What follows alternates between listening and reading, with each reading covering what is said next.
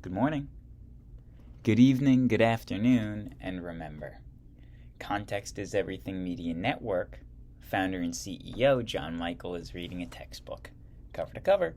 Today, Chapter 23, Section 2. And this section is Strengthening Germany. Yesterday was all about Otto von Bismarck and uniting Germany, which was fragmented after Napoleon. Today, a little bit more about Otto von Bismarck and his strictly practical ways, not very caring ways, strictly practical ways of realpolitik, his ways of handling politics. Section 2, now. Thank you for being here. Thank you for subscribing, and thank you for liking if you do.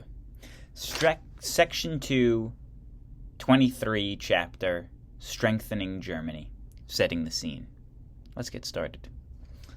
In January 1871, German princes gathered in glittering hall of mirrors at the French palace of Versailles. They had just defeated Napoleon III in the Franco-Prussian War. The palace of Louis XIV seemed the perfect place to proclaim the new German Empire. To the winners, as well as the losers, the symbolism was clear.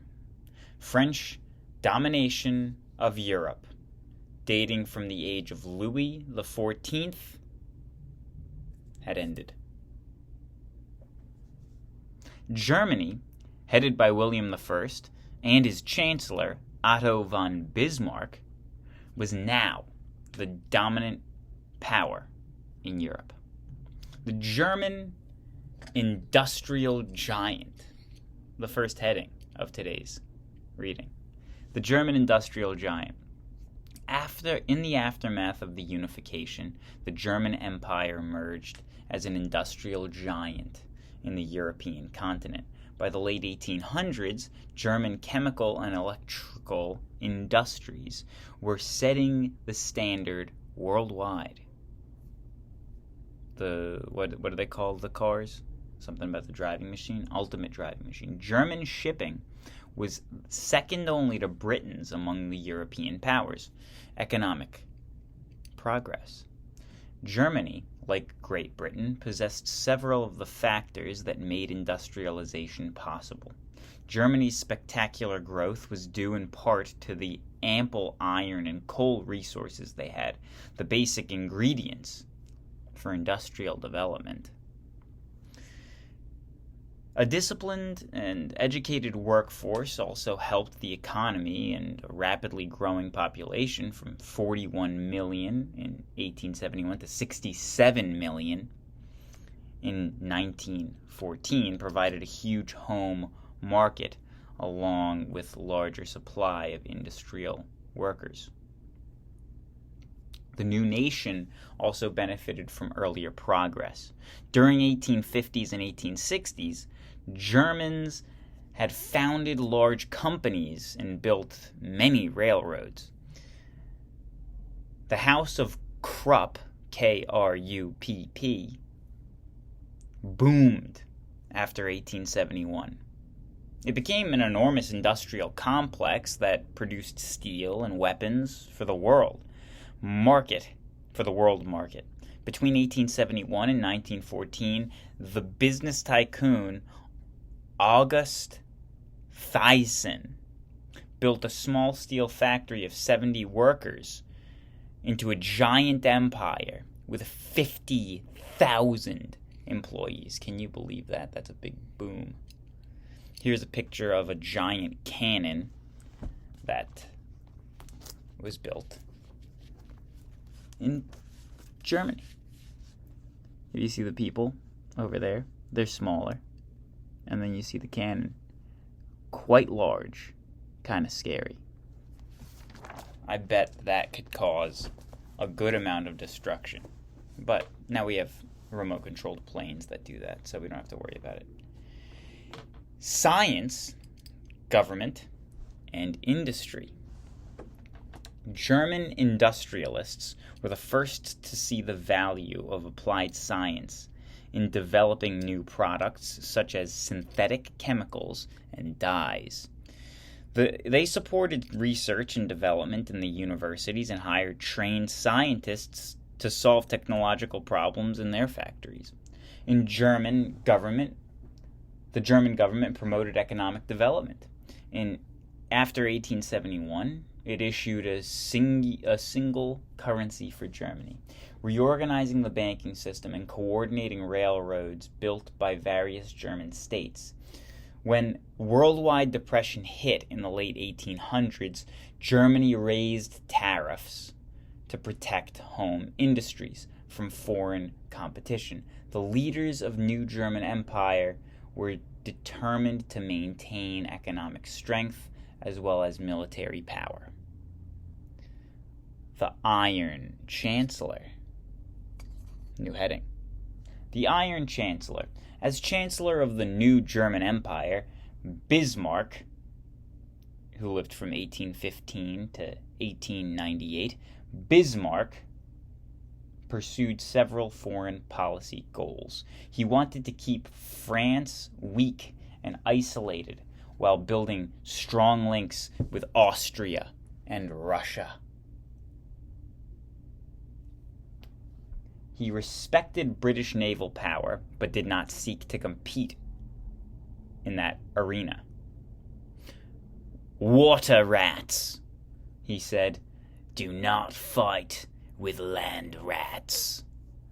Later, however, he would take a more aggressive stand against Britain as two nations competed for colonies to expand their overseas empires. On the domestic front, Bismarck applied the same ruthless methods he had used to achieve unification. The Iron Chancellor, Bismarck, he also, as he was called, sought to ease local loyalties and crush all opposition to the imperial state. He targeted two groups, the Catholic Church and the Socialists. In his view, both posed a threat to the new German state. Campaign against the Church. After unification, Catholics made up about 1/3 of the German population. The Lutheran Bismarck distrusted the Catholics, especially the clergy, whose first loyalty, he believed, was to the Pope instead of Germany. In response to what he saw as the Catholic threat, Bismarck launched the Kulturkampf, or Battle for Civilization. Kulturkampf, the battle for civilization. His goal was to make the Catholics put loyalty in the state above allegiance to the Church. The Chancellor had laws passed that gave the state the right to supervise Catholic education and approve the appointments of priests. Other laws closed some religious orders, expelled Jesuits from Prussia, and made it compulsory for couples to be married by civil authority.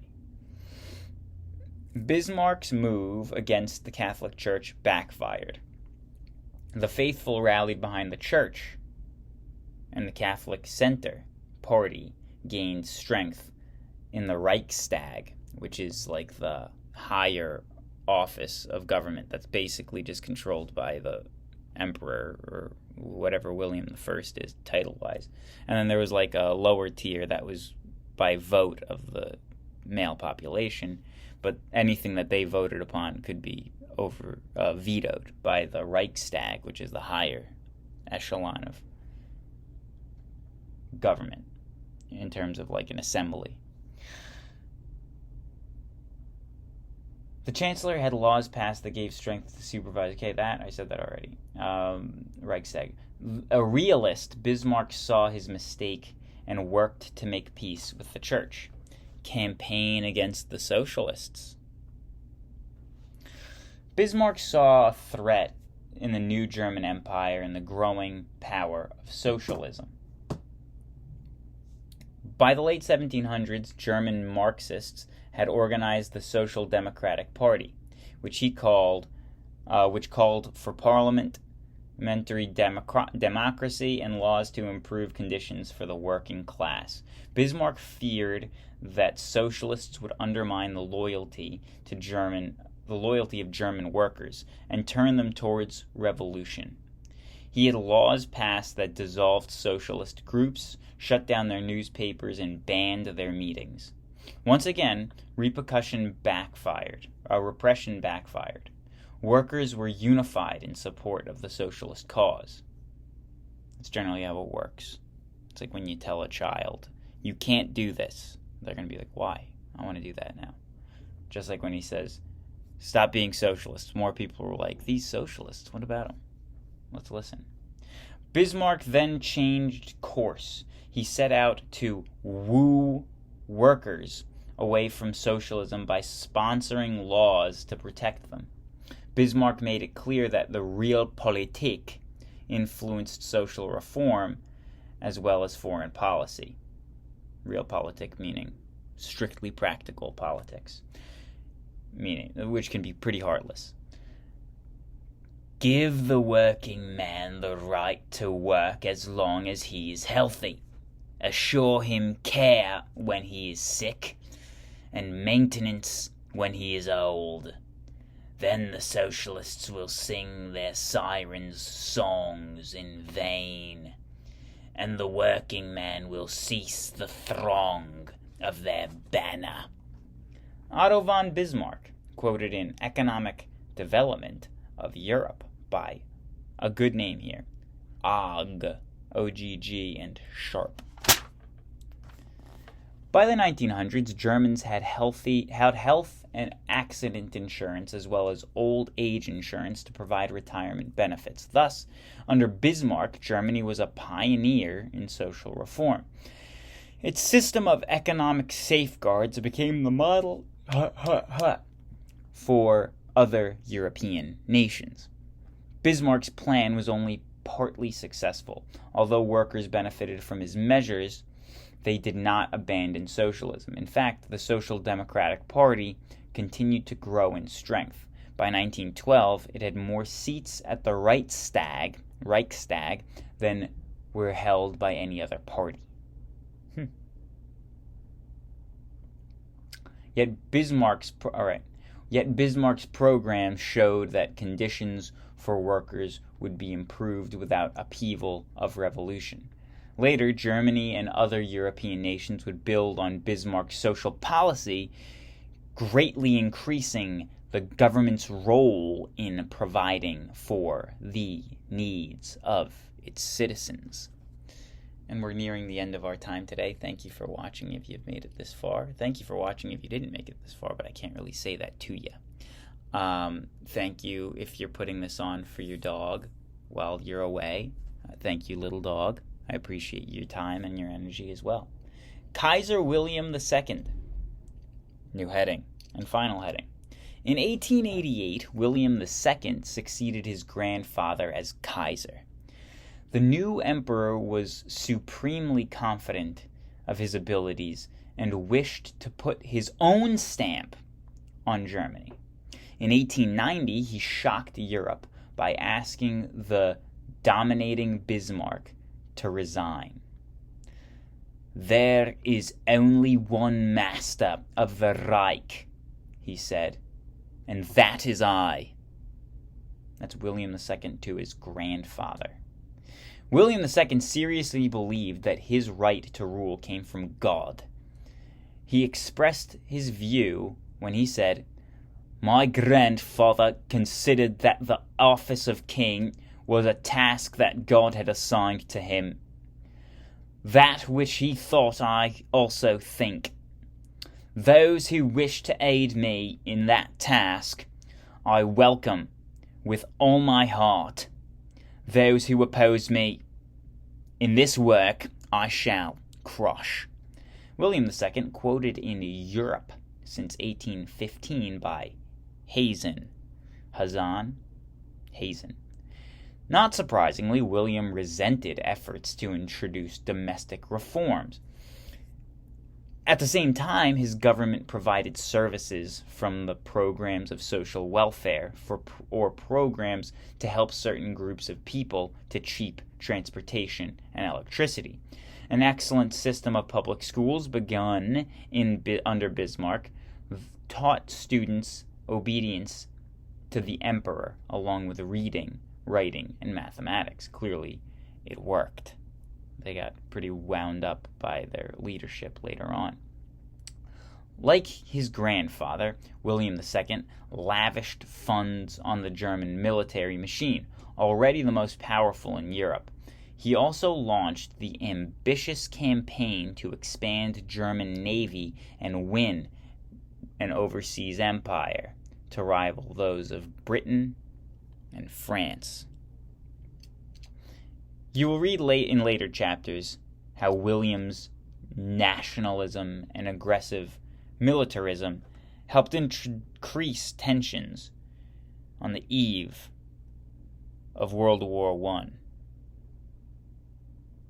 Thank you for listening. Thank you for your energy.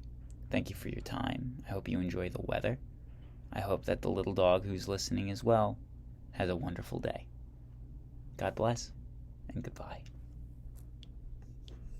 Please like and subscribe if you've made it this far. Thank you.